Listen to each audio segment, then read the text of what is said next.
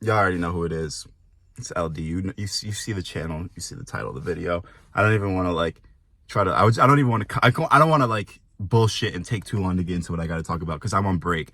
So I only got realistically like another 15 or so minutes. All right. Keep it short, sweet, and simple. I think everybody knows this year, not just in the United States, but all over the world, there's a lot of countries that are about to go into the have an election. But let's keep it into just the terms of the United States. So there will be no election this year. Even though there's supposed to be an election this year, at least I don't think there's going to be an election this year. Let me tell you why. There is a lot of talks about war and a lot of conflict going on right now around the world, okay? And we just so happen to be involved in two of them right now, or supporting them.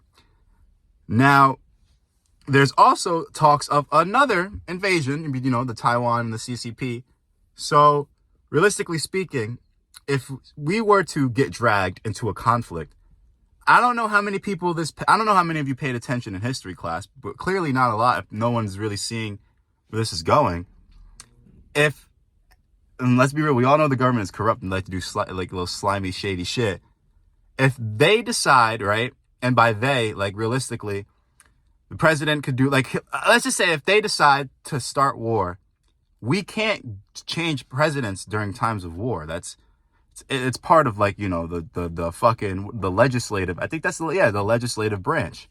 Or the executive and the legislative, realistically. We can't switch presidents, like our political leader during times of war because of anything, you know, policy changes or anything like that. We got to have the same president or figurehead.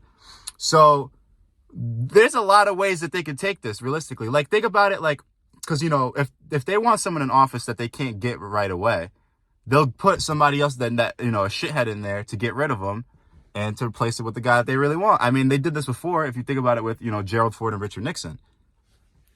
That's like, do you really think Gerald Ford would have won if he would have ran by himself as a, you know, part of, I think it was, I don't even remember. I wasn't alive then. Was it Republican? I'm pretty sure. So like, no, they made Nixon do a bunch of crazy shit and then impeached him. But what's one thing Nixon did that really was a big thing? It's when he took our money off the gold currency and put it onto fiat. You know, he did that, did a bunch of shit, then he got impeached. Gerald Ford took over for the rest of the term. So it's very interesting how that can happen. So we all know right now, they're already talking about maybe a couple times that they might that Joe Biden is just not mentally cognitive to stay in office. Now, if you think that during a time of war, when this nigga's brain is constantly deteriorating, he's already going to die, do you really think that they're going to let this guy stay?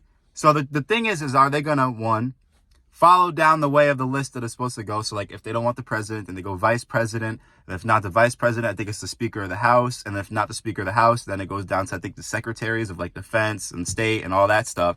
Are they going to go the traditional way? Or are they going to say the conflict is so bad that we get ourselves involved in that we have to go under martial law? And if we go under martial law, there's going to be a leader that takes over that we've never fucking heard of before. So realistically, that's probably what we should be worried about and thinking, because, I mean, hey, if it doesn't happen, kudos to us because we got another couple years left. But if you think about it,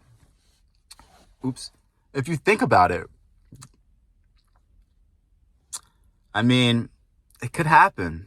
And like, it's not far-fetched. I mean, then the president can't declare war, but he can station troops up to 90 days in anywhere that he wants to. So let's just say he doesn't go call an airstrike, keep blowing people up, just hypothetically speaking.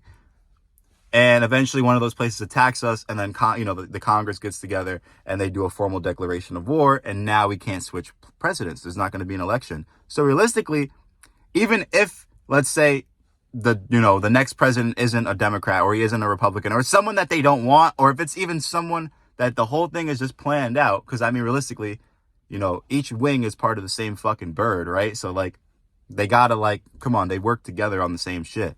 Like, it's in the names, you know, it's the conservatives, and then you also have the liberals, which are also known as the progressives. So what future are they progressing towards?